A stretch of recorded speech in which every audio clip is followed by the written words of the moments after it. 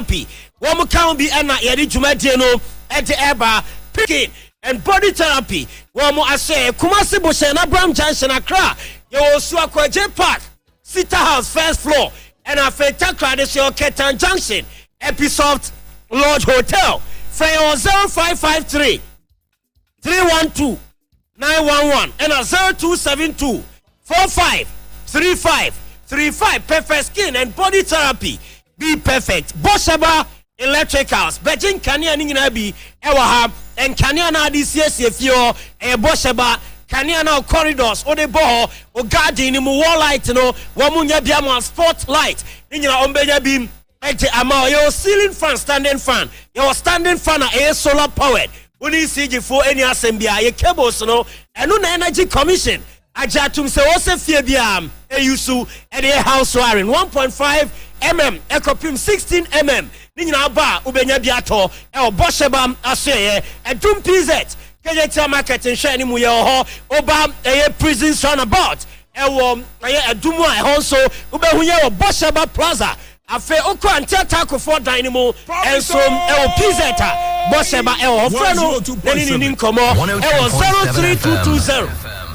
03220 30838 afe 0536 095 966 promise ba sebra nebeje enupani bia bibidro ye kama enu na etu ya de na se egiama ya de bia di unya no oba promise ba ye wa no adro ho a ebe yi ade no de free ho ebe boost immune system ebe yi honam ya ene honam re woni paduane so ebe boa na stress a wona mu no eno so ye free ho na afi aboa ama udidi a digestion akoso ye ewo eni paduane san no nyina no promise heba ena egibi aba wo mo ena ma no nyina bi ewo omo aso ye edum Bosheba Plaza promise heba ewo Esa Plaza nim ye ni methodist aso no egianim hwe ewo edum Frey, it was 0535 544 681 0535 544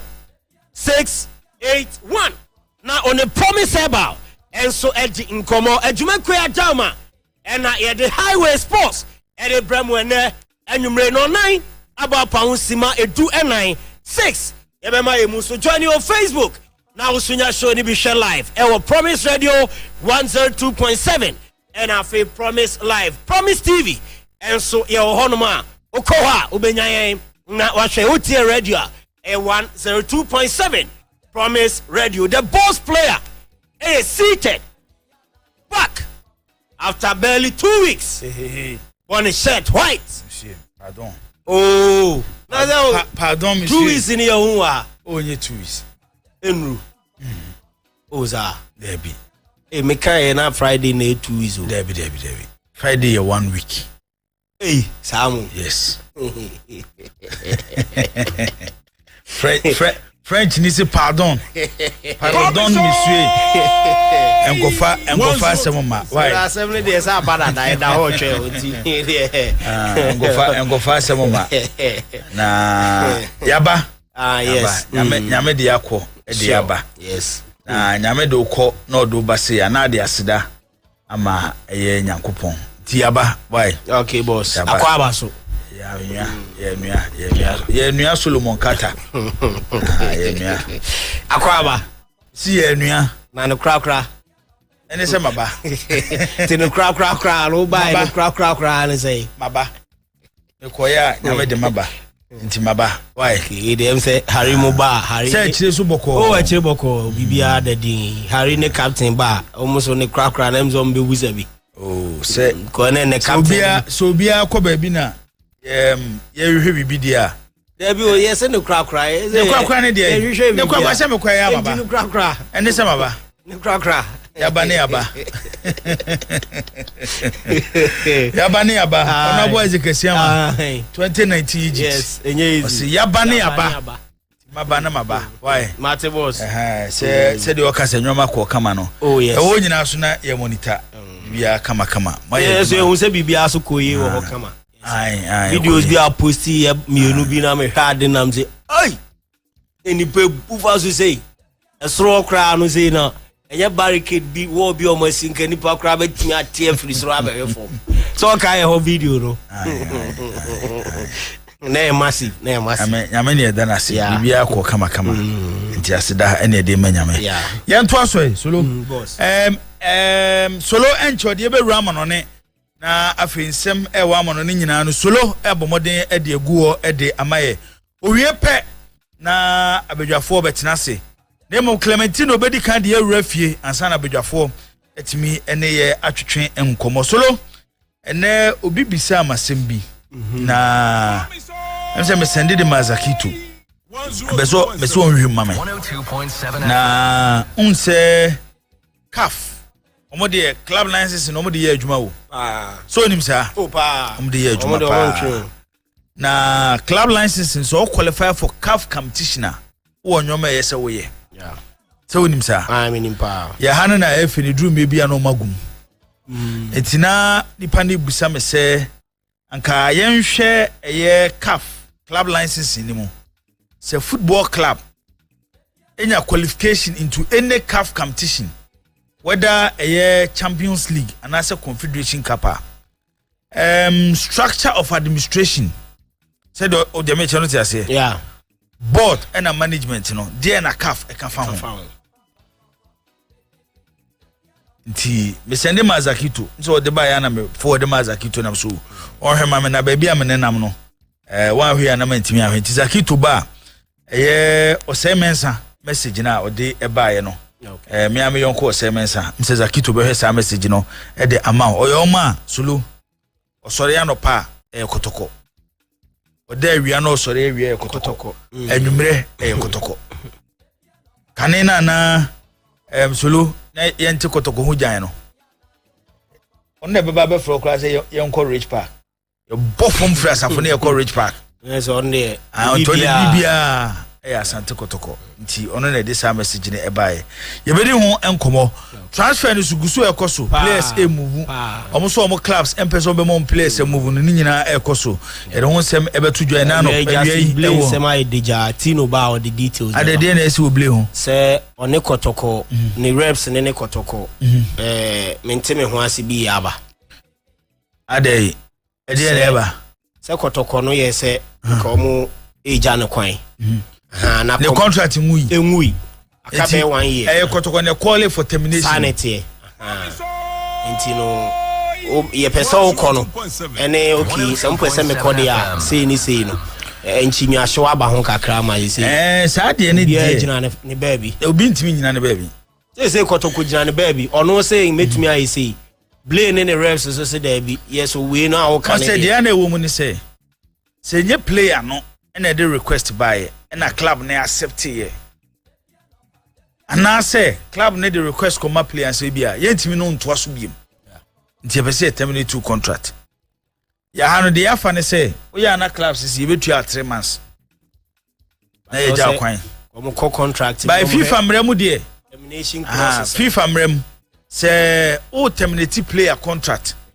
na player no on tiasia ye wo ye ne say if you brain away ya wadni so be terminate ni contract ko pem time and the contract baba na wie no utwe eska ni nyina free ho na dia asumdwa ba okay nti ne wa football o man ya no mo big advantage do terminations and the contract ngu ya footballers also paying it off yes FIFA feel so mo na the main actors of the game nti eso mo ye mrane to favor them protect them did you say kotokonya abotre nom de akrokro so termination say say ogum wantini di yasin no makeka ni nyina abom matwe ai sana place nso de etie it problem bi ani ho ehia say di problem ba so tell me chana say ti ebe hwe Clementino ene de ode ebeba all details no okay ye kosolo ho na afi wa wiama no ne ntentem na ye ba afi Clementino so di fie nsem no aguo ye wia na afi ya ba na ya bebiebi ensem no mu ene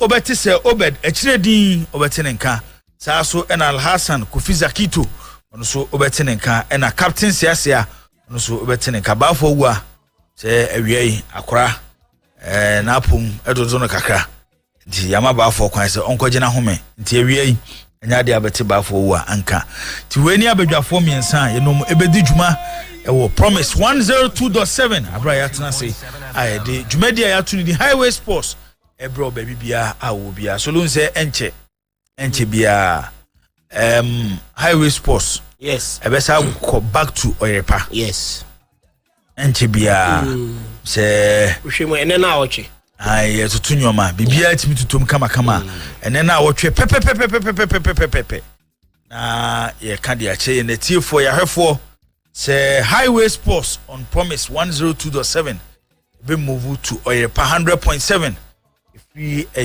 ewia no 9 kopim no nsia ewia no 9 ekopim no nsia nti mo nsia nso ya bom nkaye na ebeye both on radio and TV live on Oyerepa FM 100.7 live on Oyerepa TV na the highway sports no ede ebebremo etikata boss bread read here yam for any fire when each man on obi busa say Helen way o ha shika wa ha eno na defense and beba I said on what trance eh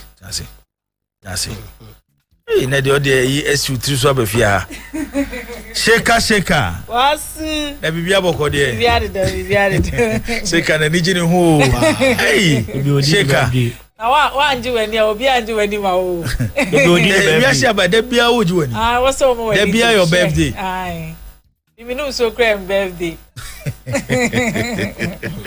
hey sheka audio we are me di so bolo ne di birthday no na so bolo di birthday we dey say me nyanya akoko ka ho eno ano na akoko na fish dunya fish na nya akoko me nya fish na the boss I'm the boss hey shika oji wani nipa baji ni din keke ai ebi na uye ai no I don't know ebia na wo Debbie na wo show sen e was so show sen okoye no say nti na ye adwumen okoye no ya hwefo no mo Facebook ni TV ne senka ombezo gina ya presentation majina FM omaka yeseje so obana oma approve ontimi nyina onye presentation no ha nkonya ofia ayetina so ontimi nyina honom na nko presentation ontimi nyina onye presentation why to be this request ni by biano so omodozo safa command say emma so omo chromatic the okano emma so obia krofi Diana ba DJ Richmond Tino wa hakra nko be bobo mu nyina de ka mi team no mabobo no so me de nkra ma se ko ka chom se emma so enye possible why ne de ze to so aba se ombe so omu sheka ogina ho a obia krofi onfa plane for US na osikotoka onto asomre kumase ombe he Oyerepa FM be ewo ansa na wo sheka ogina ho by say TV so pa sheka be gina ho de ebe to so aba o to so aba we there was a subject in to voting Debbie obi antimi to so aba because if viewers no mo da akoma so pa obi no betia to so aba enye enye solo e de nka etumi na esi so ti abatu obi anim why yanko de okobi ma se me ka se menya de obe defend me ma deputy ejinam na ya resi metimi abos amra no me wa ha o mini hu e ma so ti yanko ti de twaso right solo twaso solo boss o che twaso enti e konkrofon cross na ya den sem kakra gu ho e de amamu ye ba afi sembe twaso with shaker na fa begafo nyina be ka ho nam ye discuss ensem a ye de gu ho me shase e de free Barcelona bobo kono aso na omo former player e Pedro Rodriguez Ledesma Pedro na di tuja so watete crofom comparison mo ye eso Ballon d'Or no Lamine Yamal na say Mbappe mo ana Osman Dembele mo nanka e was agene crofom ono ndie was o GDA sem Ballon d'Or afi onko o tumi so de mo bia Pedri na ono Pedro what the Ballon d'Or no e be ma no na o GDA ese Pedri bono no doubt in the position our boy yasi no the best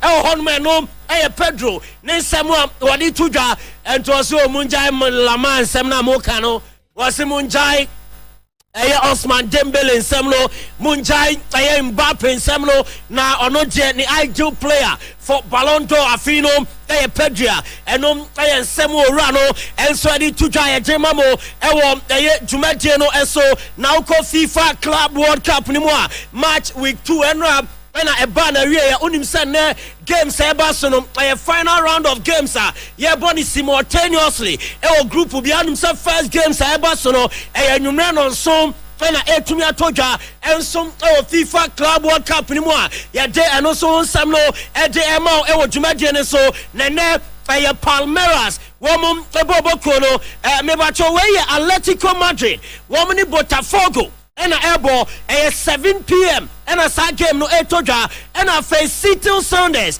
any PSG game no and also bet me atoja we last round of matches etoja group ni mo ya de e won sam no e de bro and sana 1 a.m. FC Porto and Aliabo Inter Miami and Palmeiras and Sobebo na anom a group A game and a group B now ukom FIFA Club World Cup ni FIFA as players are week 2 eba na wie omomodimbo konkan pa no FIFA edidino e de ababonten na de training say uhwemu goalkeeper no Thibaut Courtois Bom Ejima Madrid womum Eboboko no mu chema week 2 ono ni goalkeeper ne modern bomb konkan defenders no womu bo Joaquim Piqueres obo de Palmeiras afa Manuel Akanji Man City and afa Branton Tinja Alexander Barbosa obo Edema Botafogo uran fifina Nicolo Barella Inter Milano Jao Pablo Barrios Atletico Madrid Okaumbi Karim Yodes Ebom Etimam Juventus Angel Di Maria or Benfica Lionel Messi Inter Miami and Animu Honom Eko Ejama John Arias Bob Edema Fluminense and Hurricane our Nususia Kane Ejema Bayern Munich one more Bobo Kona way 11 players of FIFA technical group one more GDS week 2 of the Club World Cup on modern bomb and so Kenya Yade and also some Ejema Jumadi and Sumi free or not many chance and from Metina Breaky Edem Amos Milos Kekes of Bournemouth while arriving Liverpool Cronimua Wakako sign a contract Edema Liverpool Wamum Eboboko no enti se bibia to Tomua and then you player no ebetme Liverpool play officially na all kono na ne flight no boss say omo jeje ne so do oh you good nanka mo pe no debi na so Milan Academy oh okay but Tio Hernandez in Tina Chelsea almost simple no you say na Tio Hernandez no be yanka ko ya mananko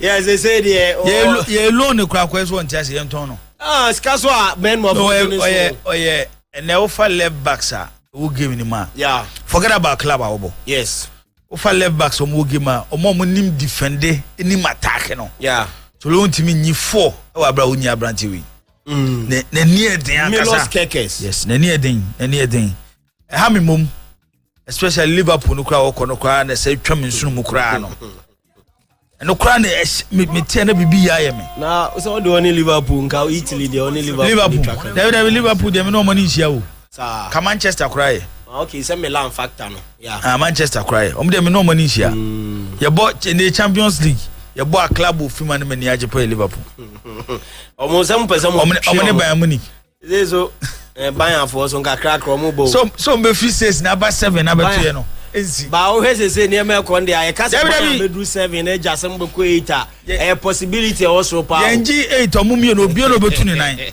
tolo ba ko be ba Debi e dey ba ko be ba me hu Bayern ho debi me hu Bayern ho they say dem mo be born na next season basa omo na be so me ba 6 omo si ama mo break wanya so ani asama PhD for na je second one omo be we chiri Bayern be ho Bayern Munich company e be a coach in factor no but Bayern there they be omo be ko nim enti Milos Kekes 40 million pounds and a Liverpool Ejama Bournemouth no ma fan so me ball emfa emomo eno so ehun sam no eba na uko Al Hilal bobo ko ni mo masa omo ofa Victor Osimhen Sikapudo eso mra no me bon fa mo Osimhen ti omo na yesi omo de improved a salary offer esan dia ma Victor Osimhen almost say Osimhen mra na omeje 160 million euros emfenguni bottom for a period of 4 years ama yesisto Osimhen and in the reps and I said June on Yaja, one more near to name of Hilaforo, and says Kawi dia Connie, and to me and push your cement. I'm a bomb and far more Ebia, Omonsa and Caneno, and say the free player no, na say about Timamo, Ewo Jumadian so, Darwin Nunes, a Liverpool player, the Enyam and say one green light, SN Napoli, any Liverpool didn't come on. Now when you're Napoli Bobo Kono Beko, no Kabom Etiamomo, Nesu catch Napoli say, oh no the personal terms and your problem now. Just a Liverpool in Napoli. Wamu Yebia or Mutimi or no Darwin Nunes. Why ready? Eso Beko, Akabodi Aman Napoli. Wamu Bobo Kono and also a free player no Nashe Eba. Gio Hernandez. I catch Milan say or Peso Kohila Hubi. Entino say omo beton omo turning tem na onko join Simeone Inzaghi no anymore e Saudi Pro League man no enkomo am Enetio Hernandez ene Milan Bobo Kono enso edi wakache Milan panyifo so baby adru ne de opeso ko hila na ono so ekosi akan enso ho eno so nsam eba na okopiemo Ibrahima Konate na so ya so very disappointed amania. And the contract aka 1 year Liverpool peso extended na yes current offer om de betuna nim no boy ne share offer ne sa no say na disrespect be ni masa player me bobo kama say na mo pese me tena na me bobo la anka modem contract renew e bakra no e bia anka me sika no mo de be say 50% bi and 70% aka o yes offer om de buy Ibrahima Konate ni sika o je no 20% kra Wama fan count say where they disrespect me sign I'm say yes in the reps na catch Liverpool as some client in 1 year no bebo awie no free team ni munya ne say so mo gidi so important player e de mo bidder and I say offer mo side beto na nim so extended the contract no monko na omonko pejamu emfa emra eno Ibrahima Konate one so dem eba ene anwumre wuram eberechi eze na so e bomb enema Crystal Palace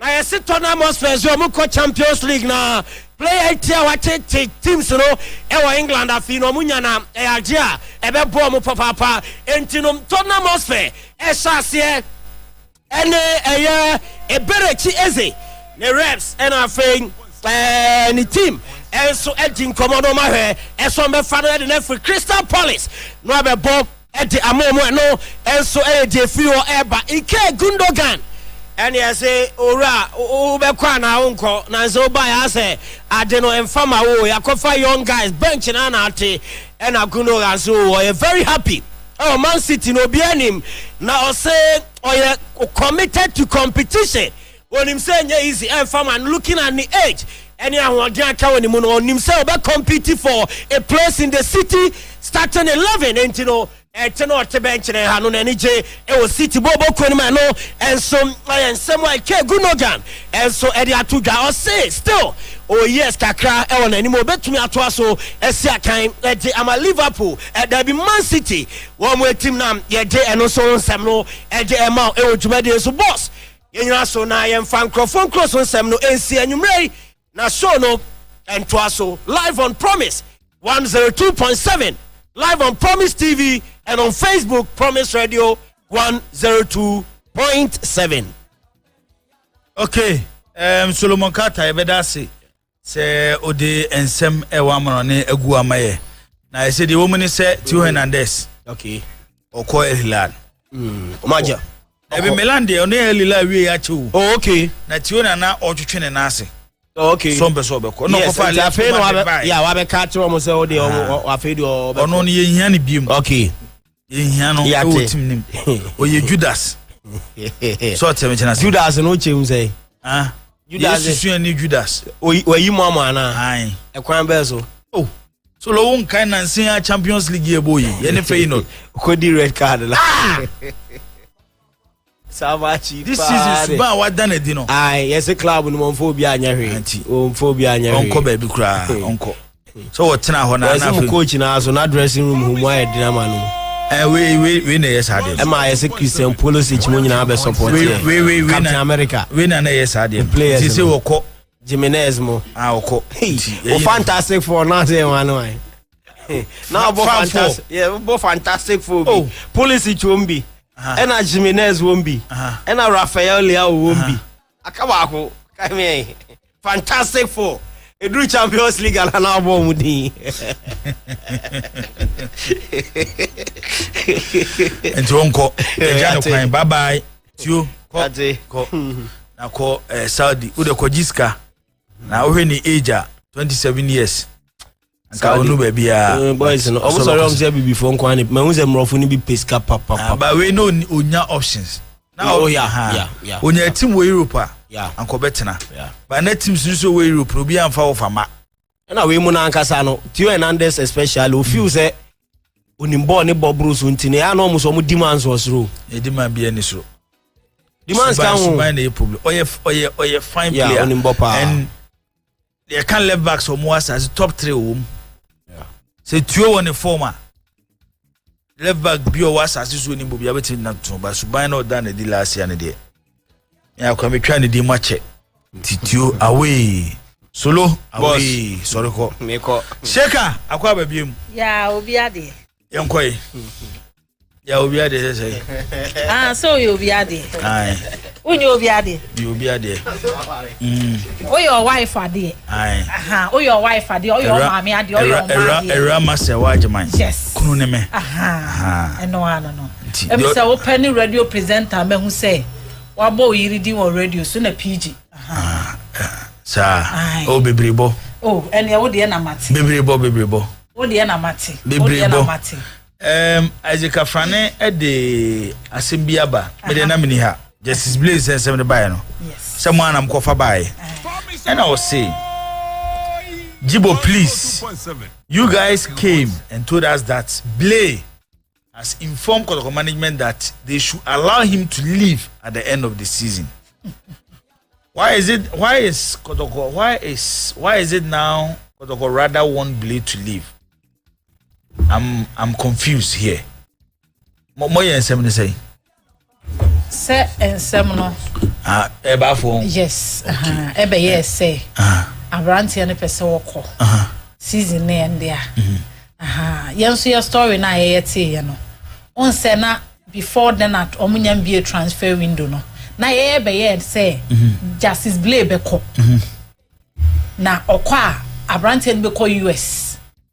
Obese season we end there obeko no akọ US. Ene ba abontin se Kotoko fo ne so players om de omoto transfer no. Oka ho bi. Okay. Na sa asem we Sam obeka ya. Ebeka cha mse Kotoko om ne Justice Blay be papa ma chewo. Yeah.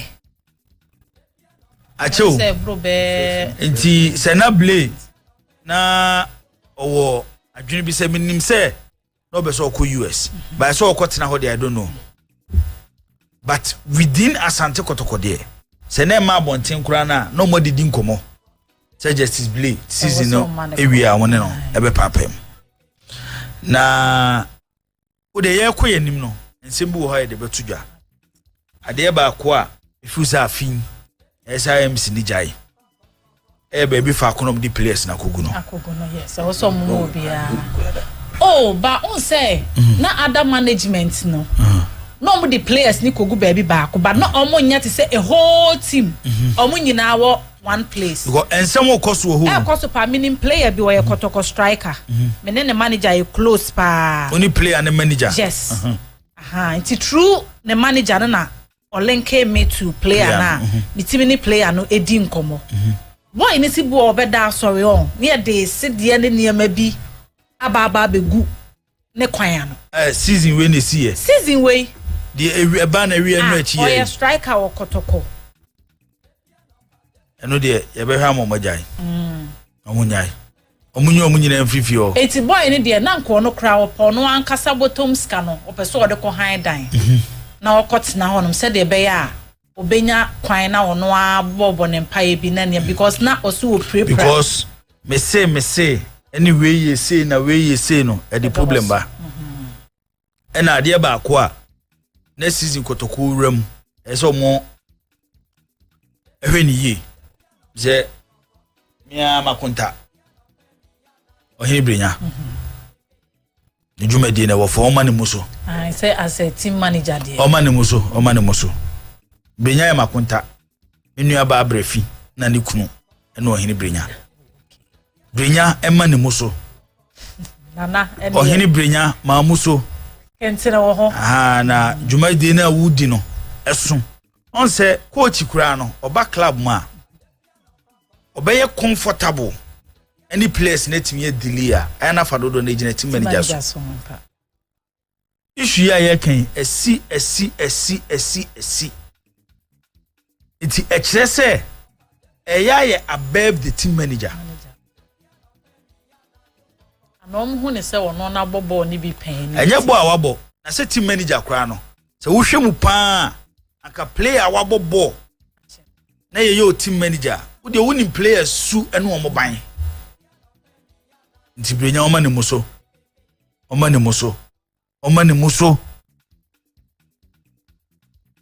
no ntutu ne nyoma yi because say na issues e wo kotoko team no players no within them no but okuntimo ene pass yi wo so ma bako nyina no onse e bia the 5 ne de o makogu fie ba ko ne the 5 akwa akogu ha ne the 5 nti se bia se striker bi kra ba bi otini defender te wo goalkeeper te wo ba we de edo mu nyina kogu ba bi ba ko muntwam tiko muntwam because nsem ni bia metete no enye se management ne so mote enye muntwam omunyai me de me team manager na mo no so akokoye Black Stars team manager yes koye Black Stars team manager Sabankwe Black Stars team manager etu ye kotoko team manager enye adwuma ketwa wo ti ohini brenya onke kana ho na onhyehyɛ ne nyoma yi onhyehyɛ ne nyoma yi na onhyehyɛ ne nyoma yi na onye team manager adwuma yes eno na ebeboa se kotoko beji liga ejina team manager anya sa coach bi obebe bi obefeli de ezito ye de e comedy so next season start ade ba kwa ba kotoko supporters amanfo hu ne se enti ase no ye kan kese ade ba kwa kotoko ehu ne se kotoko no oji liga na okobo Africa supporters na attention is shifted from league journey to Africa no. It took Africa na wanya ade coach no mseko wanya ade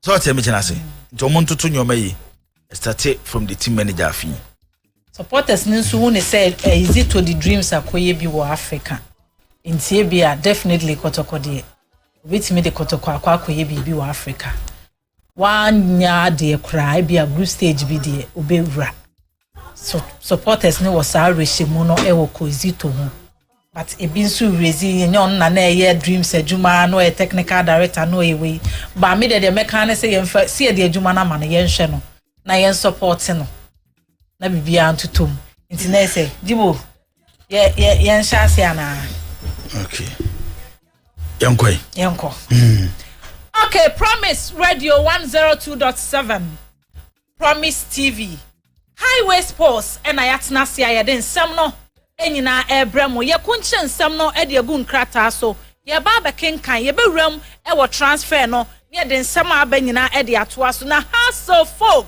anopay ebeto dwa se the Ghana Football Association e the band ato Accra House of Folk so said ye be ya season we de player bia ni wa has ebetimi assign no na band no ni nyina hrem a yase abrantie bi efra Salim Adams ne transfer hu sika bi ehun sensem bi has entueska ni nyina amfa amani wadi bi ase eno ena ni wadi bi ase de ensam no ekodan the Ghana Football Association ema sa ban no etimi ebae na Abdul Salam Yakubu ono ena e bangrola e de ema ni wadi bi ase wachechem afa ensam a ekoso ewo sikasem a eda omone has entem no my attempt to money kasa enti ya ready ampa na no prayer enso no am say manya from say Mr. Kwesi Agyeman so me phone ya am say omo be a friend say omo try so money kasa no prayer am say Mr. Kwesi Agyeman omo be a friend say manya time ama o mananka yes am say for now na dey be a bit no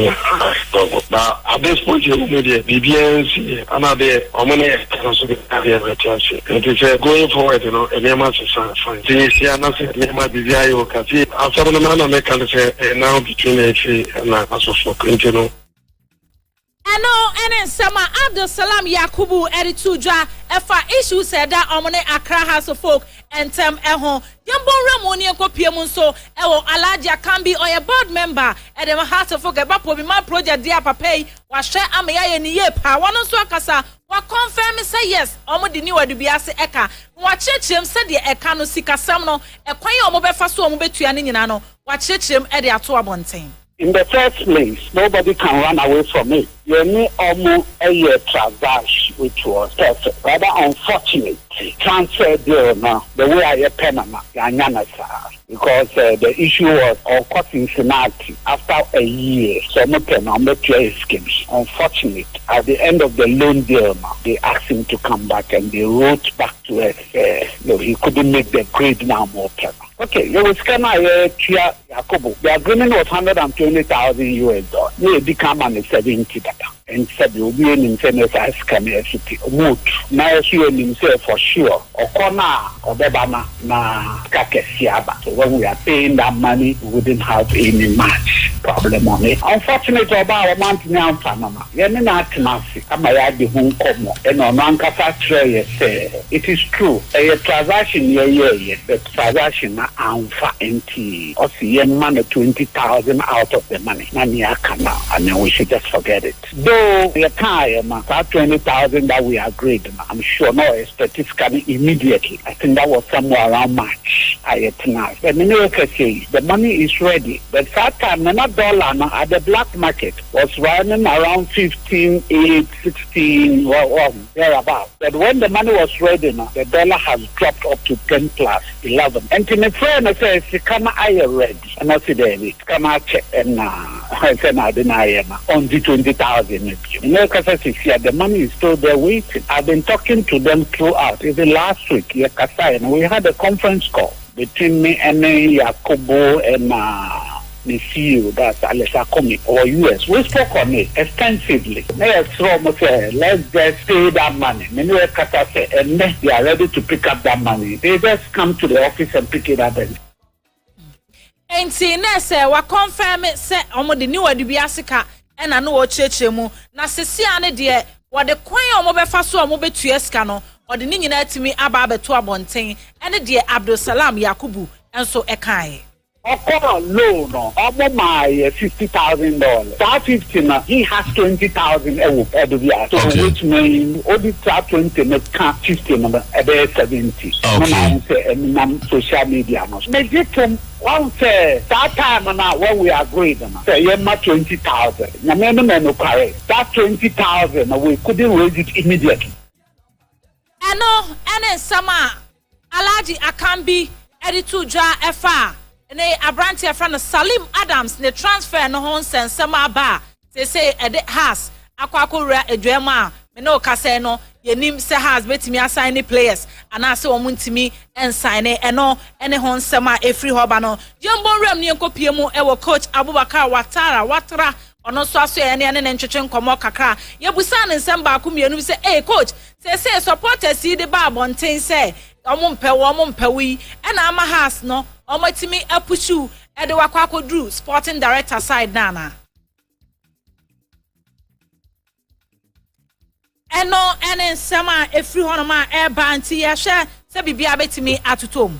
This world, when Jesus come, he had so many fighters. If you read the Quran, Surah Yusuf is Joseph, you can understand the things going on in this world. We are Christians. If you read the story of Joseph, the Bible, if you go to the Psalm of David, the Psalm number 21, 22, up to 27, understand the things in the world. So you can't believe Omandi. You can't condemn him if he didn't love you. This is not the God which is Allah. Somebody can eat you, not because he wants to eat you, because he didn't understand you. I don't have anything against the fans. Because without the fans, we coaches, players, we don't have a job.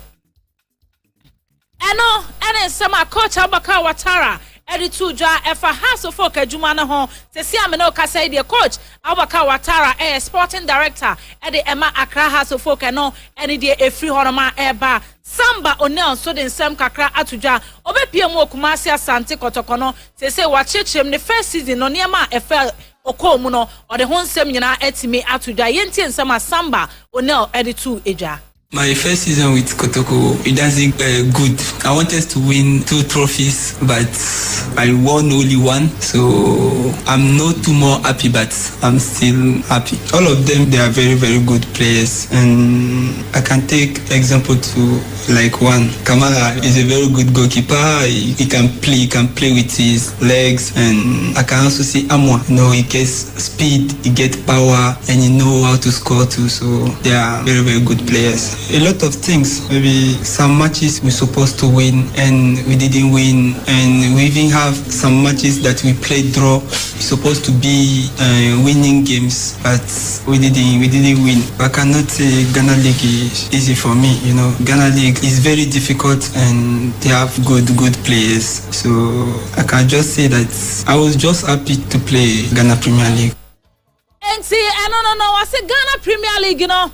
Emu edin ye papa say ne de nani agiye se obesi akan e Ghana Premier League no eno ene nsama Samba Onel editu eja na brantia no echema o si Kumasi Asante Kotoko team no esu ye pa na mom pressure de ebi nso e wo team ni mu. If you are playing Asante Kotoko, it's a very big team, so we don't have a small game. So all the games it was difficult for us. Nations, they score us home and away, so they was good. And let's say Out of Lions too, they was good. Bigeni, we scored them yet, but they was also good. Akaso Folk, they was good too. Visions too, they are also good. With no disrespect anyone.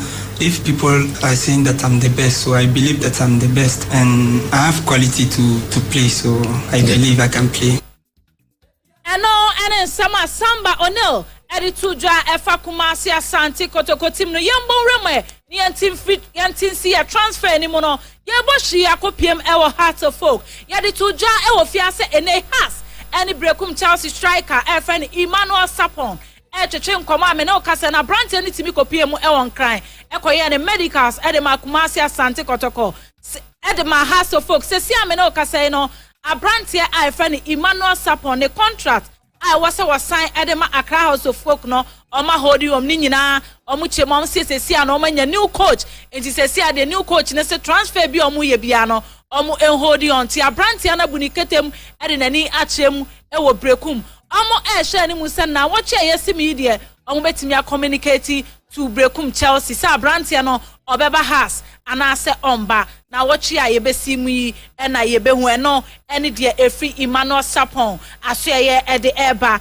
yanto aso ne kopie mu so e wo nations left back a efreno Victor Odro me no kasa de abrantie no edi Kumasi Asante Kotoko enkoma twetwe no bibia etimi esia me no kasa no ye hwe ni musa abrantie no medicals no bibia betimi atotom no assign 3 years edi ama Kumasi Asante Kotoko eno eni de efri Victor Odro our nations a player no aso ye edi eba baseke Holy Stars abrantie friend Emmanuel J se sia de aye complete abrantie na completing the medicals ewo bebia ni Gold Stars wasan ede ama bibia etimi atotom hono ma abrantie no assign 3 years ede ama bebia ni Gold Stars ono so ekoto ani dwumadie so na Gold Stars kopiem Africa and afen so 2025-26 season no wasi akan ede ama bebia ni Gold Stars hono ma na ese no ene de e free hono ma eba Sadiq Abubakar enso nations a player Kumasi Asante Kotoko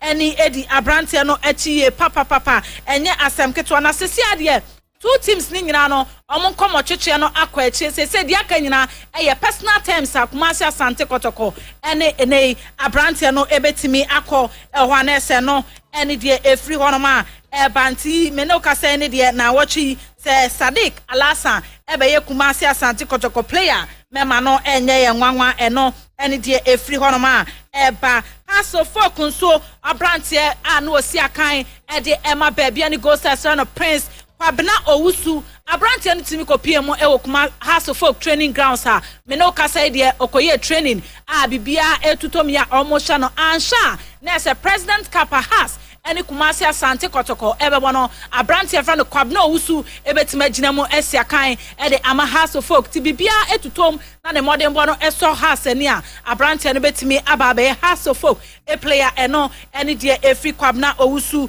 asoye e de eba elho ye de betu dwase Go Stars player e fra no Kamara Jamfi Kumasi Asante Kotoko any e de abrantie na tiye ye kan ofia Safo Jamfi e wo fa ase ni abrantie sesi ame no kase no abrantie ne management na afen so IMC no etimi ehia ya enkomotwetwe no ba bi ekodru ye no omo hold you on sesi ame no kase ene abrantie ne management ene has ene Kotoko management no be se ehia no matima finalize bibia na se Kamara se obeba be ye Kotoko e player no bibia etimi efre no ene awie information a ye wura mu e ho no ma na se no ne efro ye sorry so no ne the justice blame ho nsem no to dwa e ho nti boss boa me kakra e wo justice blame ho nsem enti boa me sesi ano sheka yenko sesi obisi ye fro queen of transfers yenko sorry ye enka we ye ba ko na ye dia wom ba ko ye ba ko na ye dia wom ba ko ye ba ko ensesi a waba ne de ye ba ko a ye wo ye jingle bu ho na ese ye dia wom enti edu transfer na men me ba man kan kire me ya kan kire maka kire waka kire mate enti enwo mu ne de ne du odia sheka ma me woni no yenko okay, sesi abrantie no. Justice Blay asem na kan. Asem no. Enti koma ye die Justice Blay. Okay, ye be wura Kumasi Asante Kotoko renew ne contract no. On se ebeto odwa se Justice Blay na ankasa ekwa. Obetua 70%. So no Blay na ekwa. Yes. Se bia na wanya contract a woko. Na ne contract na so. Muncheche mu ye. Kofi Zakito akwaba. Ndiwa majoso. Lawyer Zakito. Yes. I shake me papa no. Just baby little fast. This one na one ni na production. Production ni obi aka mu bi o. Enti minya to mo ma na ese ma obi afa ne phone me eduru na me madam. Una direct wo. Yes, obi an confirm we ma me. Ni akeka obi abeta. We ye media officer. Ejuma na we no as media officer.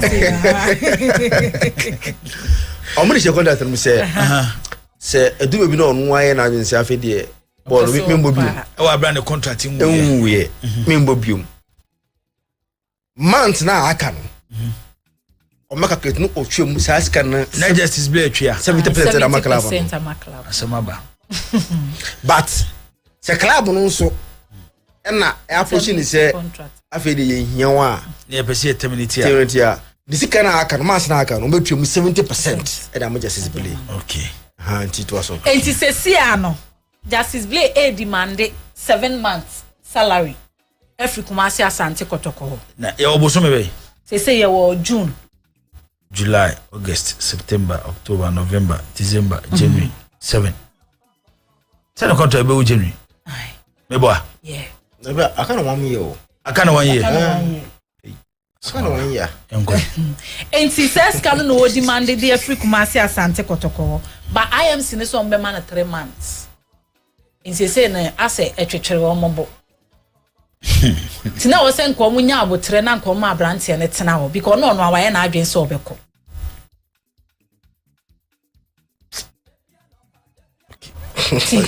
What na se ane mo wura mu ye de asori so. Asem na no. They can me who say the means in Kano. Aye.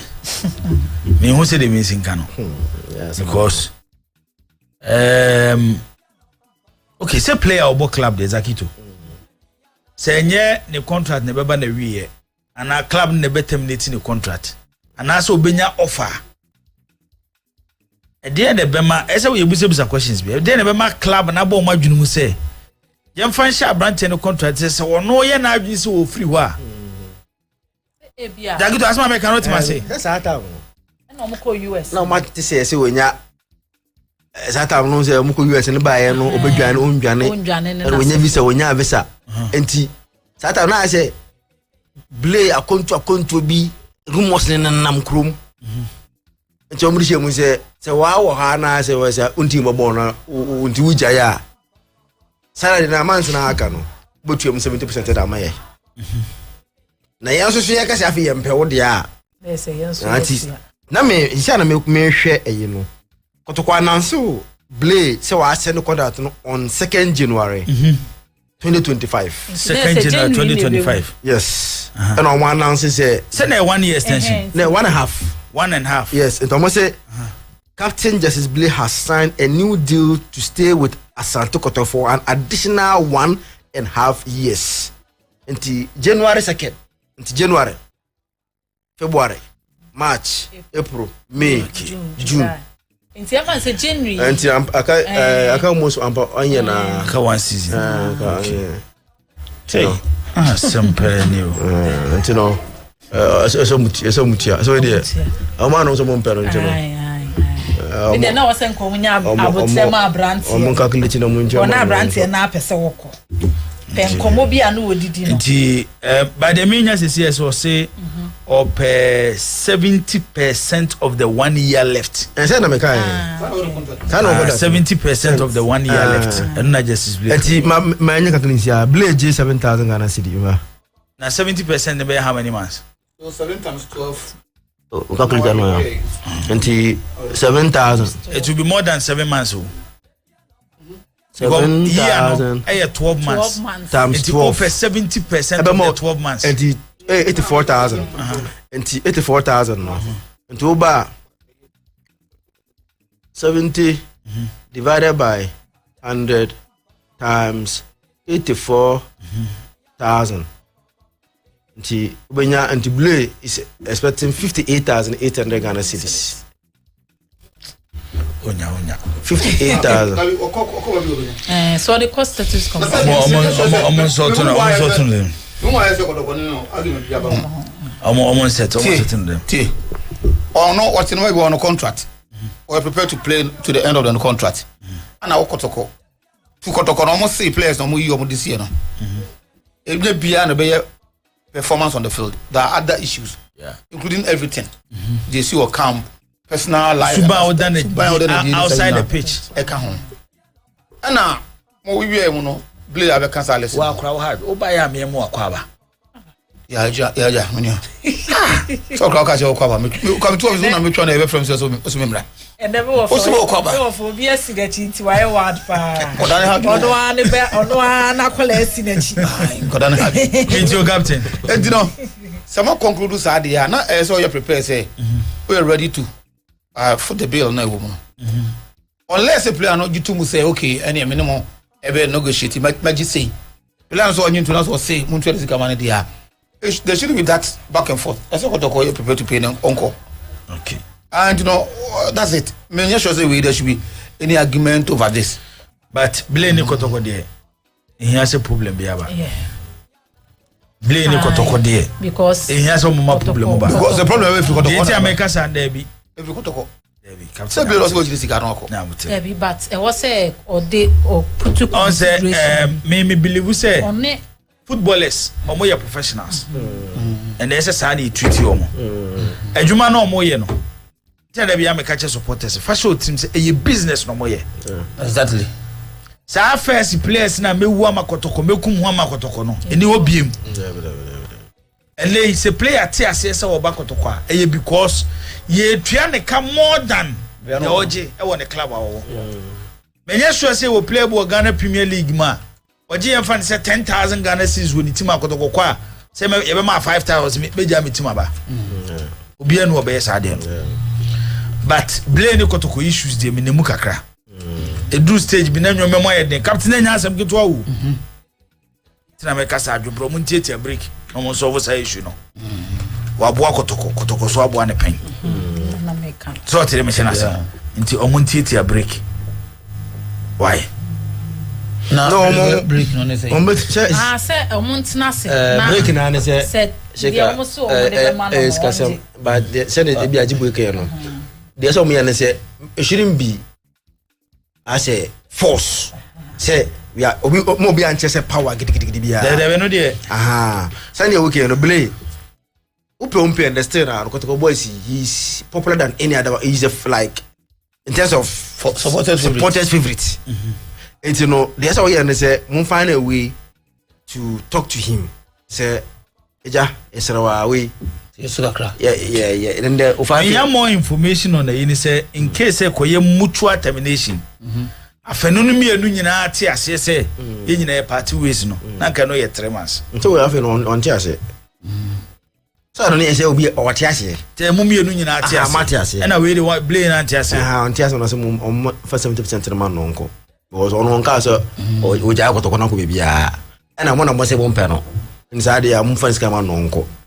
Entine na omu ha wase ne bam say they should meet him for him to accept the mutual termination no. Nanka boda mo fa 3 months na man na onya anya bia no Kotoko ya na odukonya na 5 years mo kan so na ma kan say ono so no our life to live play say no ma do so kakra sia pa baby adani asema okay edoso ana say kakra twi na wakan mentia say information based on say do making statement onye so certain Captain I mean no onimpa sa onimpa no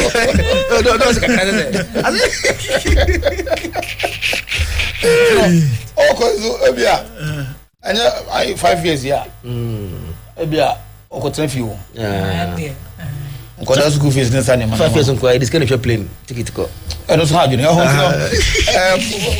Kotoko should be bold enough to talk to him one. But when you don't say change now 1 year, then you have to cough it out. Anyway, I course work Kotoko for like over 10 something years. 10 grababo. Adena captain Onizaki Tuna Obed Momwame. Adena Asante Kotoko FA player. Obeti as player no Branian terminate 2 contract. But Montimin Ton Ukraine 1 city. It has been there for many years, but say that after a period, especially Blade now, he's performing. And he's trying to contract more. What did I say? Over the years now, yes, I didn't. But now a players or more performance now, at our form. If you are someone who be 1 year, 2 years, still I know or improve. No more, no, yes, I know much now when you're going. It's also part of it. Football, no, yes, I didn't. But when it is the rap and you look at that side of it. Now make no say, oh, this is you know, and yet performance on the field. Because Captain Metia say, baby, I remember someone say termination of contract, especially say if we club on this side and never say I say Brana, no one trust and terminate 2 contract. Who play to the advantage of the player? Yeah, then yes, play. But the emphasis say justice play, and they like to contract a more can say me Judy. Na otwea na ogisika ni wi a play ko another team a wasa kwa gisika wo it investment akotoko ye wonu mu nyina no 0 I think it's a practice as quickly as possible as kotoko jai and me can say management we nko it has been there since Branian terminate 2 contract Branian terminate 2 contract. Branian terminate 2 contract. And you got to go on the house in Adomoyan. Kotoko ya house ye. Where da kwaba? What's he say? On say last year me sure say in international car IMC na some when it comes to the termination of the players contract because last year there na e omranche ni buan komunya abotre kakra ko betimi asankwan. Yeah.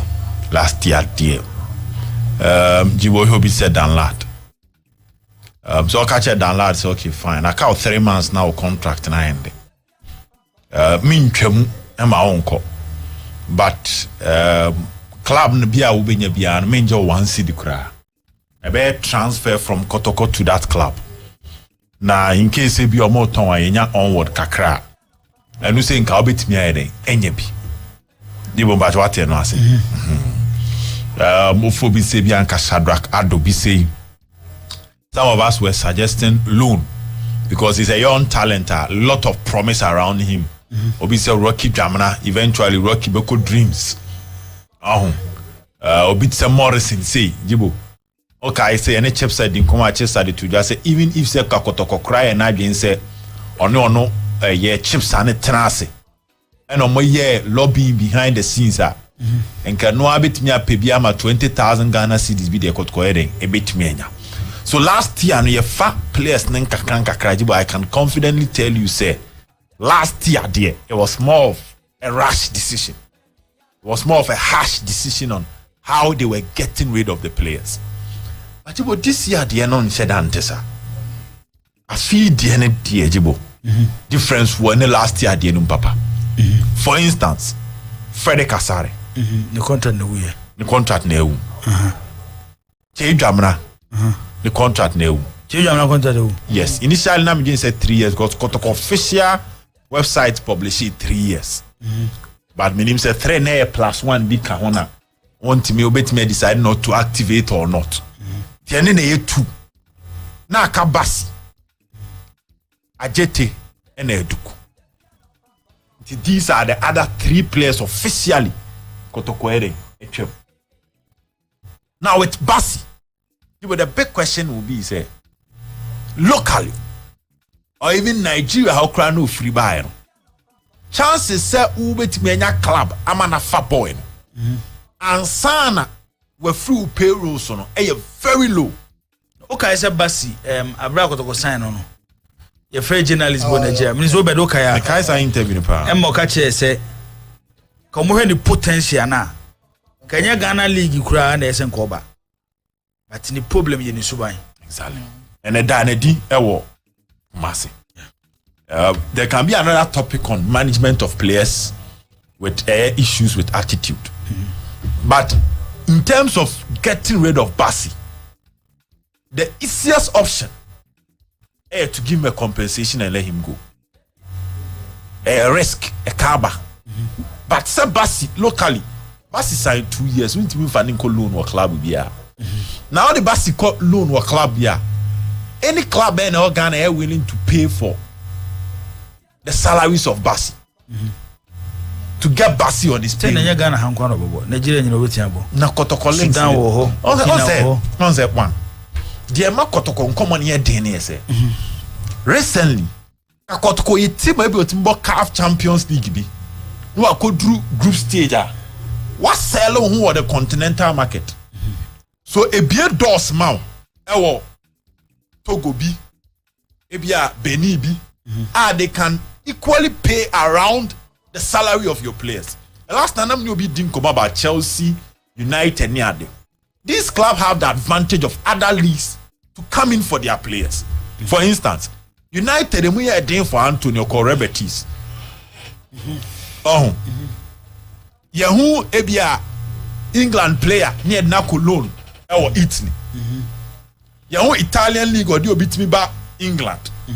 But what checking the market size for Kotoko and Hasa as against the kind of salary they are paying.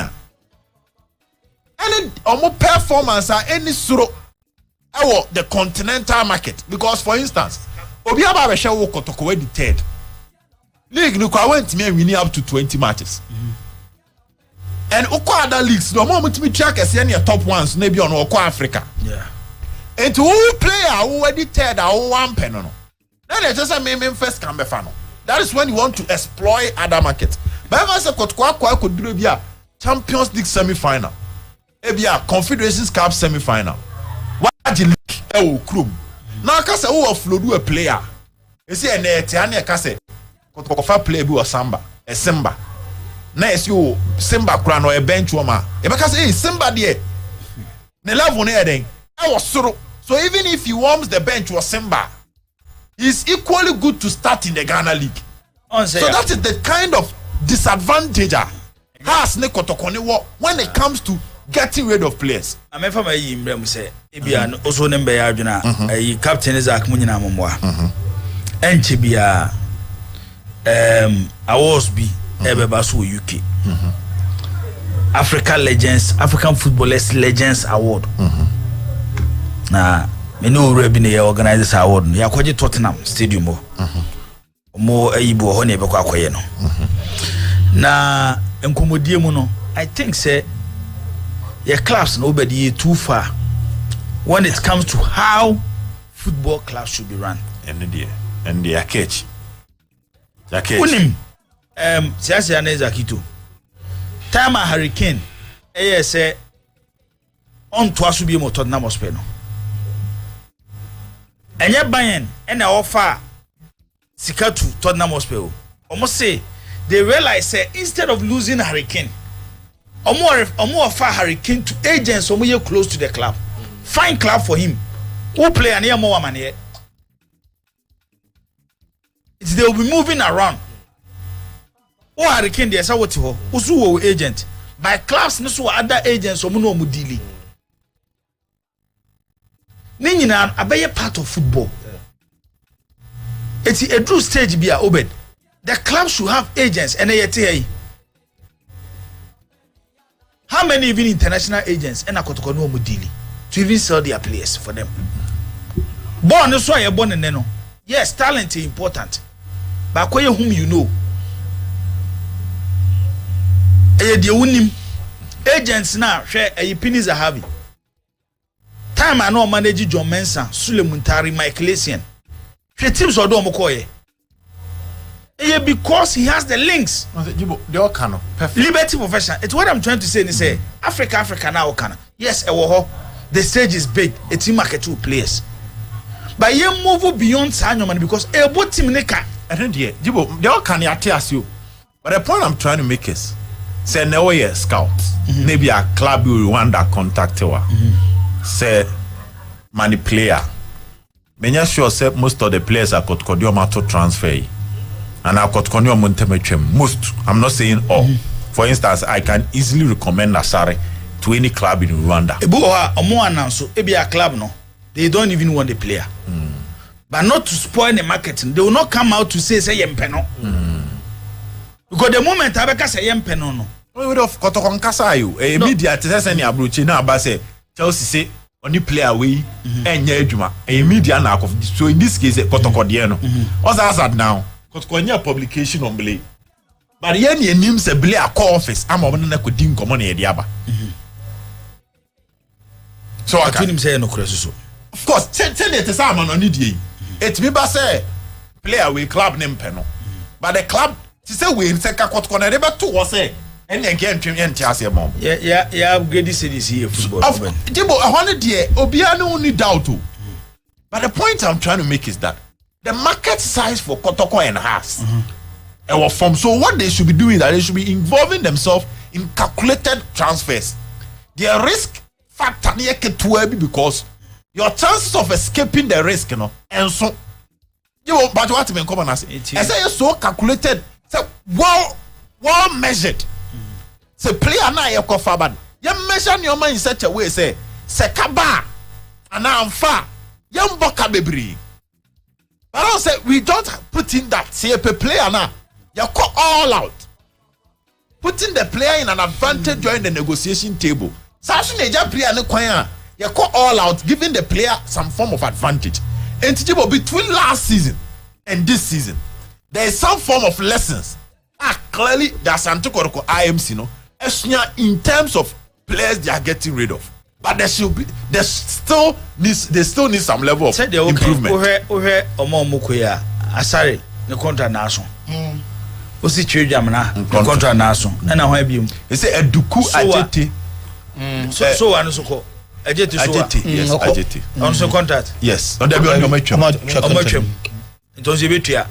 So not signing 1.5. So I don't know what is in. I only have Naka one. We will have Naka one. So I don't know what is in there. Eduku so much 1.5 or much yes. I mean Kakras is the pipeline. Minta the enemy. Some of friend. It's a players no. Can't Okona players ni insist say. Yentiase. And they pay them they go. It becomes a problem. It is all bit same inter fine or SLA. But the thing is going to terminate based on what I'm whereby your Premier League clubs they can offer him for loan just to assess him again. Mintas akana 1 year. Enya 1 year na aka. Jakana 1 year no. The loan conversation becomes a kakra. They say obi said Duku say I know say Go Stars. Just enra Go Stars are show interest. That's what got quite trim. Zach. No, honestly, because who say Jibo, what is Duku? Say Ubusa supporters in na Kotoko last games here no Bombiano. Most of my problem back up power Kotoko your medical team. So na me come mass match. There's someone for medical reason. Players here come mass me. Obi ti say Duku. Sia. Abrante no babo ma hu so nya fit. So the condition. A condition. I know the time enya condition wow. Time or buy, you know. O ma nya kwan condition. O obi onam park so asia. Ne sere ye ne ya ne sisi ye ne ya eso de force o boda. And I make say all boils down to condition. What if you check? Enye fi what na check. Kotoko medical team no this season. Omuntimi here yes anyo. What if you check na say? Enye fi what na check. Enough time mama na. Because you nya one win one mean tie ne because unim problem e Kotoko. Especially those seasons no. And they say Ogum was so powerful to the extent say Ogum so a player. Now we a member of the medical team. That's a one passive player and a fitter. Who a problem with Ogum? These are professionals. I'm telling you the truth. Undermine I am captain. Asem na make a no. Who professional effort. Asem na make a because captain. Oh can't say the conditioning. Yeah. Time na Kotoko eduko no. Na Kotoko hiane deny day. Because you need player. All band see obema resource. It had an SO to player what in fiache. I think it boils down to train as a common train. Edukui yenim say as a player is a good player. When that some time out off and I walk back to relaunch the career. So who sign such player and I say expect that 6 months no quick a year. Unya said expect it or not. They may make a come on another day. I want to believe say me for you comedy because comedy make can reach though. You tell me o say no club na anya o twen honhom asem no kwa na make a chono say me medical me na bofo ye ni obi on medical reasons but the truth I make a chono say eduku obi a wonim bia the guy was not fully fit. The guy was not fully fit. But the doctor has omo jano because of medical reasons. Oh, all for non-performance. Say no omo ma bonte ma make anche. They will not say it. Okay. Omo nyo omo djuma yi. No, but going forward, I think Jibo, if you're a big club all over the world, only selling a advantage like player, who the player bar, big club here, who need that selling an advantage because things sign a bit more to players, and all over the world, Real Madrid, Manchester, money, you know. Things in town come players who won't turn the player because can I play any edge in Bono? The player wouldn't want to leave. And it's that teams, you know. And the Ama United watching in the year. You don't buy anyhow. You make sure say play na auto no, say auto 5 for who succeed. Say na be ba ku pe na anya yi a wo ka no so no e be manager bukakra bet kakra. But so utato do na amfa, you are in trouble. Like United are in trouble today because teams, you know, when they can't buy your player, it's all the back. Chroma say ya, as Kotoko has. Ghana team with a Kotoko has player. This area or they chow. Scanner the man or they chow because say scanner no Kotoyana, Mebajo, Tinedu, 1 point, is it 1.7 or 1.6? 1.6 Tinedu. Ghana as a team see. I ain't a bit me 1.6 billion. I go to player in Africa. And to say I'm far. To say you are making a loss. And see, idea I saw Kotoko has a say they should set up a proper scouting team. Now on the report about and yami poe unze Zito no our dreams no any power to bring players out. When dreams system now. Almost scout all over the country. Be a Tamale, be a Bolga, a Sunyani, Kumasi, then the Antino. Dibo, Division 2 in this area games now. Players now. They recommend near one for crack justify. We are there near foul. Zito season and Nimazito and your power semi poem. Yeah, I admit that dreams in Kotokonape. But Zito money only a now the same bracket to. Ogumina the same bracket too. Who joins on to play about the players? Ow, as a wow, Urabeho. Omunim players tone, Omudene training. What about our train on? Eti, Zito the engine for me poem. Zito mono, the system is there. Yes, but I'm ship not training at the amount. Aha, Simon Zito Mundianity. But I said, I say, I don't pay. Yeah, China, say over the uncle say, can you share not share a more late after next batch of players here, Mubaya. And confidence in him. Yeah, they do as a Mufambra. And what there? But a badges here by out there. Chelsea name, but Chambers, and yes, all found in terms of the Omoya in the league near manageable, fine. Also, be issues about them. But the next badge is here, baby. Is it preference? What's a max, baby? Only players talk. Truth is one because he hasn't been in a system where on the cover players are back. You don't know all Twitter about 2000. 4 or 5 now. 5. Oh, no, play on Okotobai. That time, no, who players whatever is the boss like that. Who are watching the players? And you know, Zito Mono, who died or more, I saw Ogum, downfall in New Year, seeing now, or where get say, Minamso players. Or by a system was in place and a year, Juma. How many players in the man, they answer, coach them and get the results. He was perfect. I feel by I say, I feel dear, must be a boss. I mean, I'm seeing my man could players. And then go as a quaba. I know ye. Eti, Kotoko has a mono. A brand said, Jibo, they should be able to get a proper scouting team. They scout around, recommend the players. No more than your moye.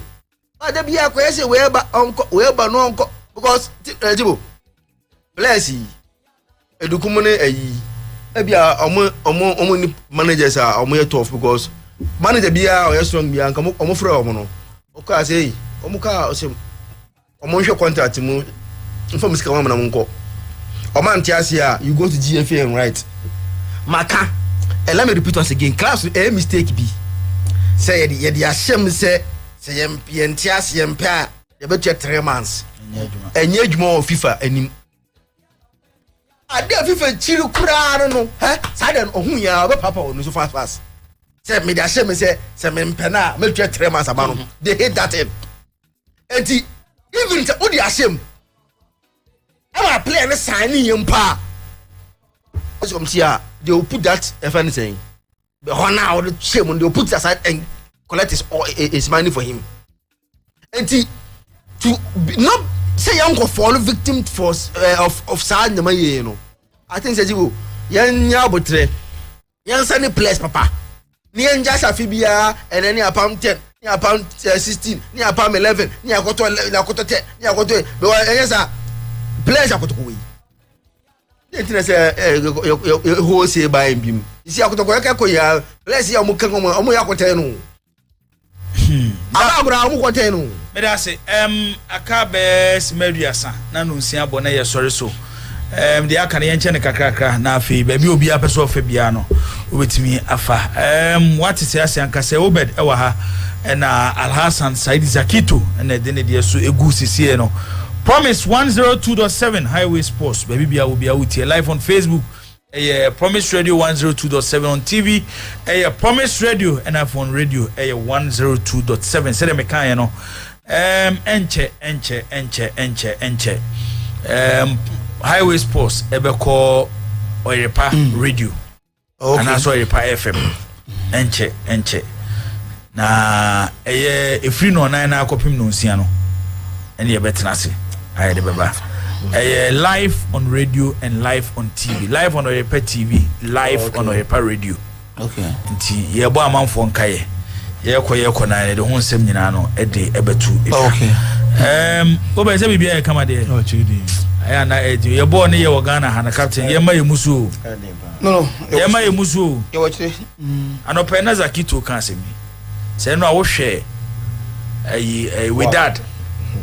Any Juventus game bia. Yes, omo for there. Ba ball no omo no captain. Omo chechi teams na ometia na no omo 10 o. 4 na it is says no omo share has be 3 seasons ago na nyanwa. O nyanwa. Na Sundowns mo kra na na me hwe won Dortmund game no. What a game. Look at how they were playing. Omet man no kotoko be 12. No yan kan kre. Sundowns team na me hwe any work any Esperance. Any Alibo na mo bono. Ali kwado mo ko to amaguma ni mase. Mo boss asa ntamia me mo manche mo kra. Captain. Ebi abese of wi na ubeda so na Fizaki to the awie na yakọ line so na ene ahwefo na etifo so edi nko. Mama ntiu. Well, I think that Shekade we will go ho. Including reasons amount for the interest about China. Yeah. Team manager sensem no. Ohini Benya. No, I think that they have to work on they have to change na team manager bako how many years in here? Almost 3 years in here. I don't know broken. How do you fix it? The same issue no. Every season it happen. What is that issue? Captain Nkrumah the BSC players in discipline. It has been there for about 3-4 years in here. I feel the same problem. And who is the immediate one that solved this problem? Team manager, I don't say no. But team manager, if players are in quotes, the players that they are, say yes, any other best practice. But some the team manager must be there with them. After the baby I was for me too. Zach, actually be doing come up. Amount for the messages aba. Na no be so achi amunyina. Impossible is nothing. What ten catch on? Papa. What ten catch? O si china be hu no.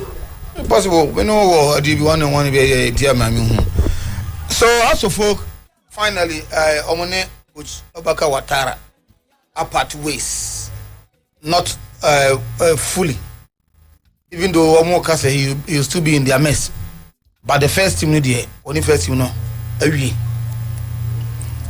So say coach Didi Dramani and I take over. And you know a lot of things changes will be because of Pan-American. Or also MT players no on Saturday no. Or no I can able to put that same actual home. Waka the person by actual home. And the tanker team tanker staff no. If I say team on the boy, on the Africa finance, what's the name? Golden Cakes. Coach, you know, the second assistant coach. Awaiting coach Abdullah Ghazali, so on to bet me from Baseke. So all that team we are. Now I say House of Folk is now moving from one state to another. Who's another saying that say last season? Almost free say yes. All players are more fire relatively. No when that top players are now expected a House of Folk a better but now they have to make do with that. And you know, coach Watara, one aspect of what they born about so when they say was save House of Folk sika. Maybe I will not be able to tell you by figures no. But to House of Folk people no, they see Watara as save House of Folk sika. Now star players are not almost ordinary no. Or move or mukakra. So they will need to augment them with Omo system dada. In the Premier League dada. So I have more parties those who are in the Premier League. Unlike last season no. They will not move away from some picking young players no.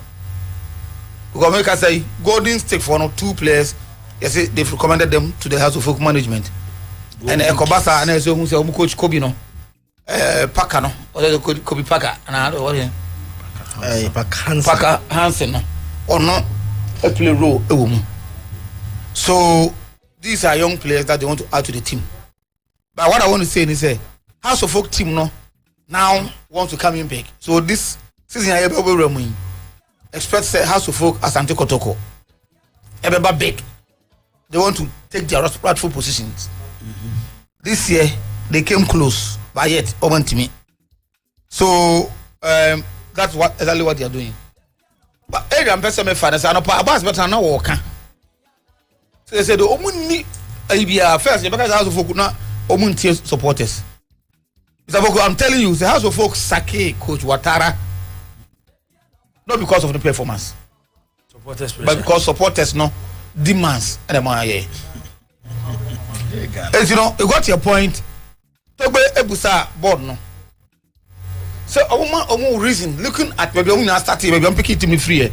Maybe Ouattara baby do. More reasons I will free say Saki Ouattara. That is why Ouattara Saki a buyer who's there. I said unexpectedly in a buy. I said did you be more? I said no, I was not expecting that. I sat down my House of Folk last week now it's or mobile take side decision. Now even to the House of Folk board they knew say Ouattara will take charge. Because they have started dealing with players that Ouattara buy. They have started talking to those players. Ouattara buy. List Ouattara the man is the players that say offload do. They've considered that list.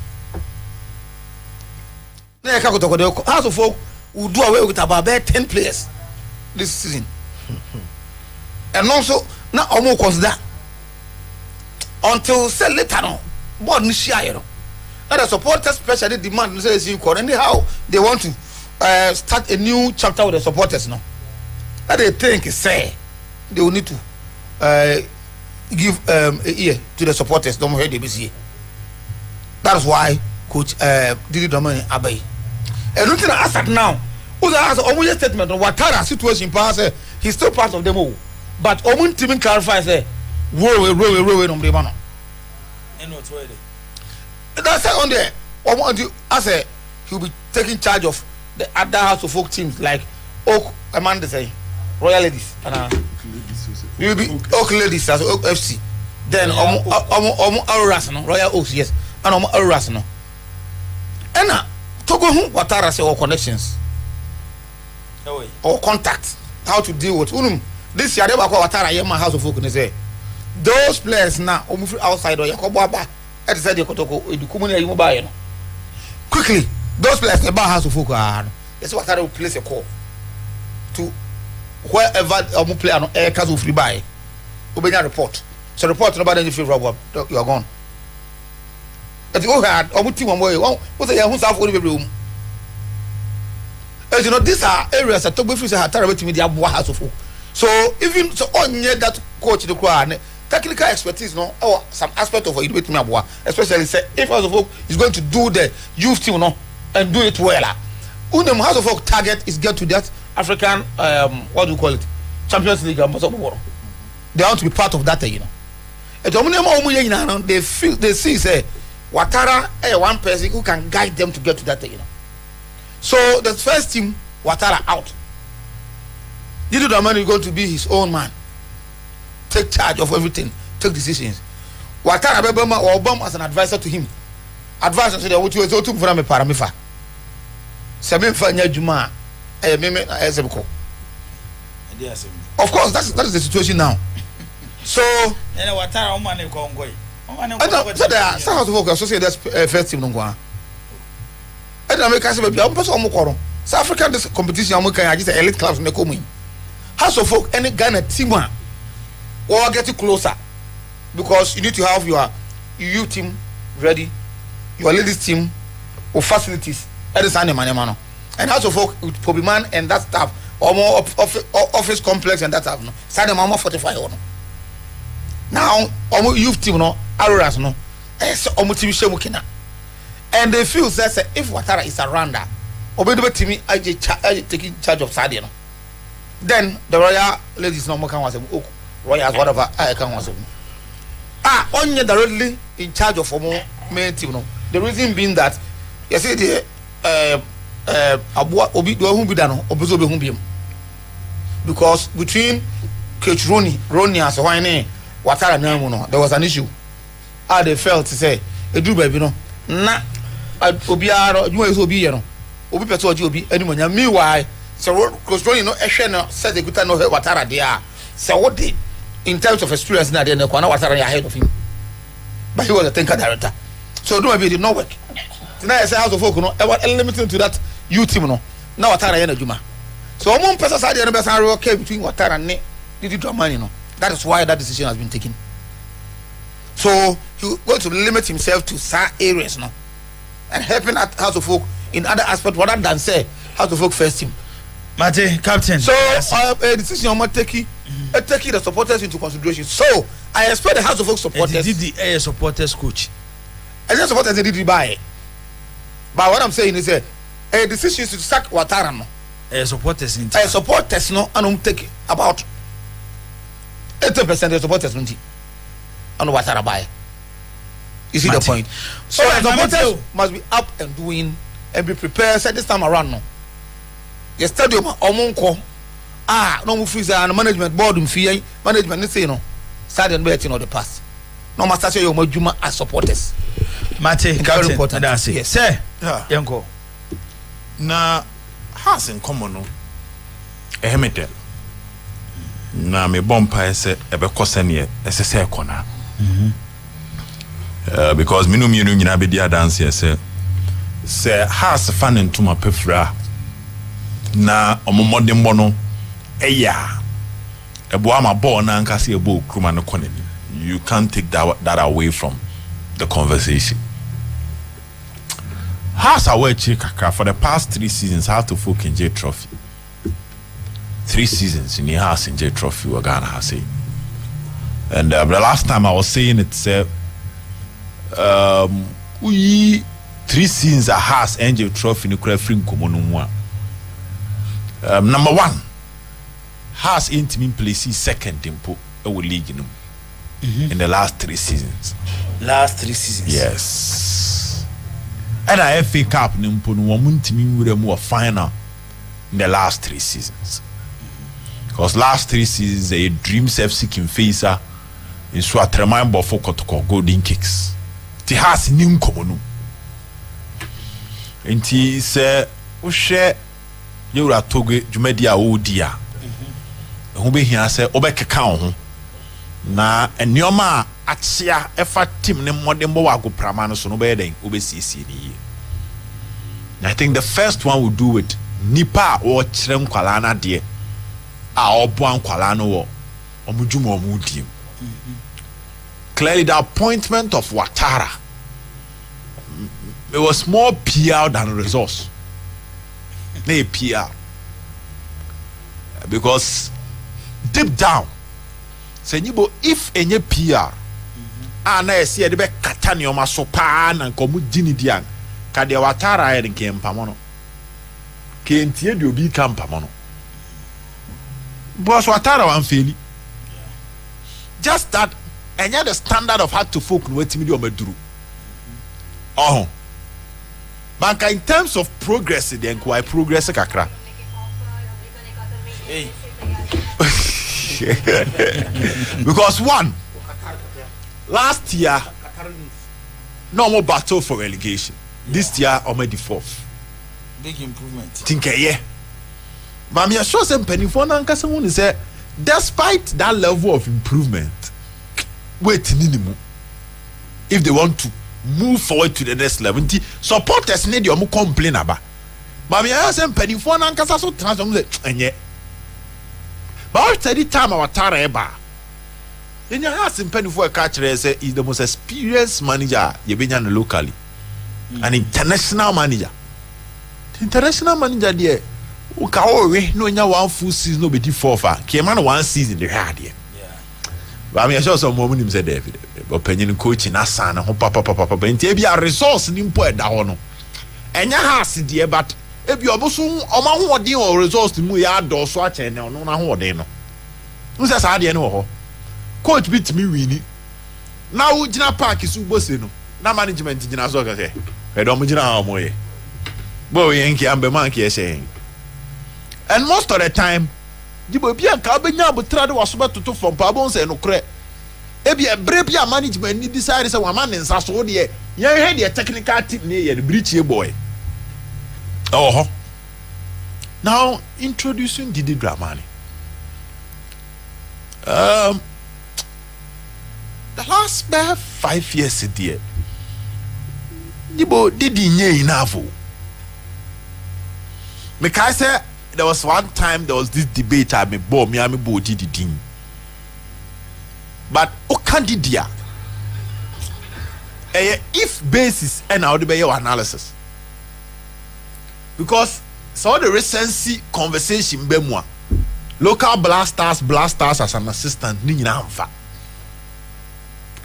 so Chris Uti an assistant na Didi kan ho but yen hu so was near Didi pa say ye Didi shake Chris Uti asia o sua bibi no ke bi kranka Chris Uti ni kono ke nya akukuduro kura pia Didi akoho the blasters amano but went me recently Black Galaxies amfa nti ka hone de ke dia bambuo ba but atie ba akwa beta kan o pe coaches a omunim de efa park ni so ahyehya enioma opanyini ya famu akoduru Blasters assistant coach de ebi asa level ne be den ba sa wo de ha se ba be bo pre-league a waji mienu de edi kwa say ye wo den ona ye gina no cause wo de ha sa wo de kotokwaji league mienu the demands, the pressure, the influence,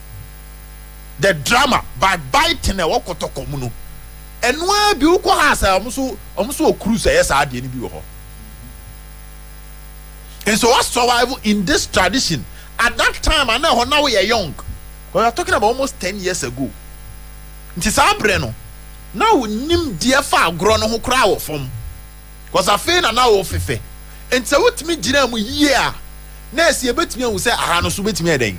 Agina mu yie after mfie bebire wakwa akosua bibi eden. Asa aka ho, asa akoye de fa ne se eden e chen de wo ye no. But me shakotoko na. Didi had a massive system around him. And Haas must try to create that system. Ni before Didi. Ni pe biano. So we should be born in Humodia. Na sa wo fan afriwa. She nyoma atwa ne ho asia o baby obon ne homodin no. Kobusem. So one try say baby Didi besi no. Obepa san akade ni biama na. One here obeto papa. So I say body e bi si baby no atu. Ebi abode ne esi asas papa so de oba de abesi botan so person wo de wudi abode e botan so why abode no endi na enu ndi na asa be kona ewu but ebi asase na wo tam ni free ye no so onya asase na bi eni ko hyemu a ebetima ayeye ntu hwe omo plant seedlings na so omo tam a on say am san kipu anwea na onyini wo mu na ehye rubber mu na ansa na mo de akwa akose anwea kase no. For the meantime, baby, I know you're comfortable. Or other places, no. That is how it's being done. I would want to wish him all the best. I want to have said, but baby, our Tara they has to do, which is the fourth positioner, LED to the exit. And what your name did because they were a local man. At a point, we're in charge of the Black Galaxies. Just this year, yeah. The last Black Galaxy team na in charge. Tia fan say local hadie. Watara de no ndi agro na chi because of Obi man so na e buy. Ba who did die? When you have treasure teams neighbor league ni nyina.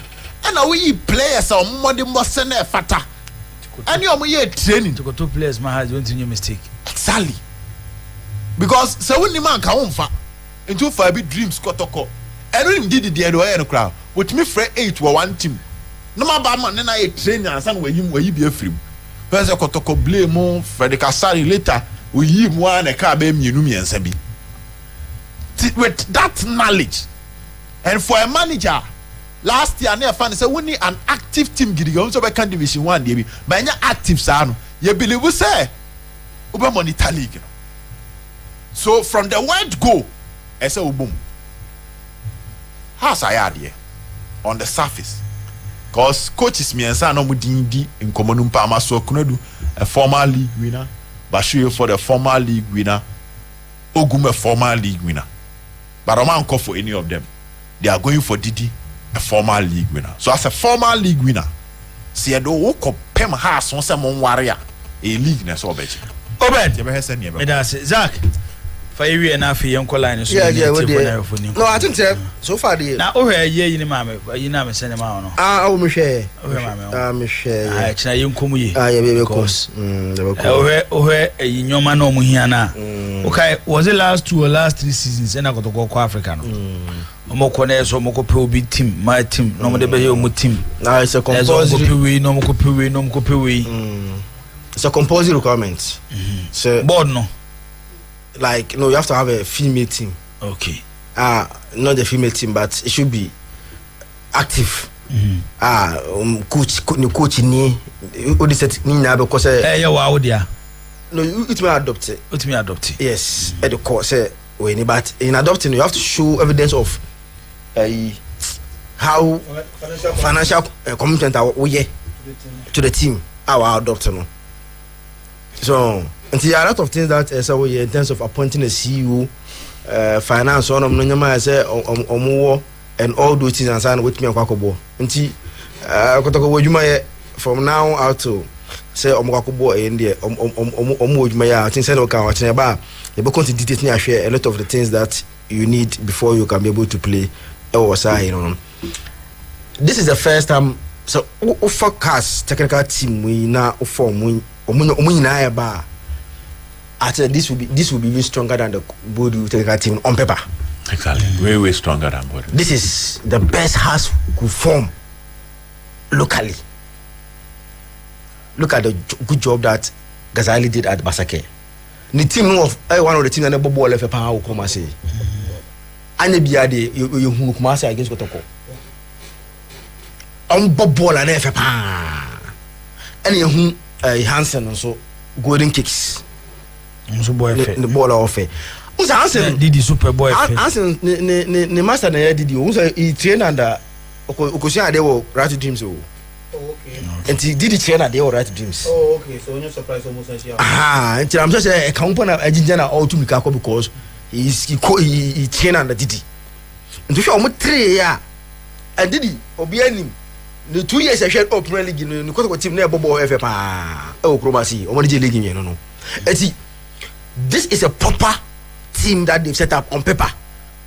Now they are more expecting to say how it will work on the field. And on that, as a has for the arbitrary, Abbas, for example, me or Chaba Makan Abbas arbitrary. President Karam Wakobono, Ubayako, top pressure committing coach is because did the ball now opposite Obono. He can't get it within just 1 week training. He said, Sahas players Didi has getting them to play the way he wants them to play. It will take time. Some precision. Money but when they turn match be a ball, they are only training for 1 week be paid. You are not careful.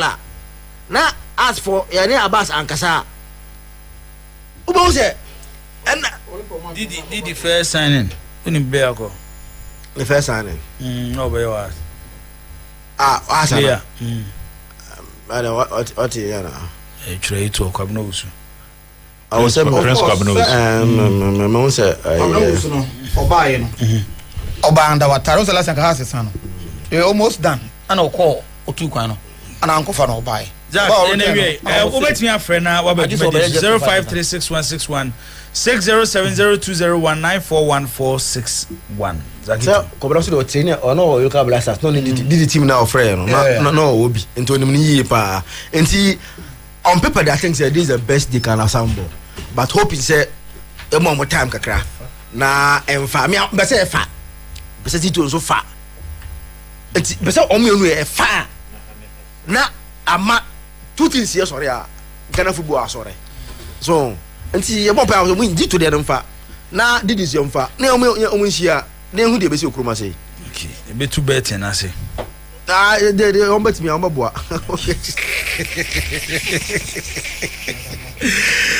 Odi, maybe I can say Finado as Matoso. No, Zibo.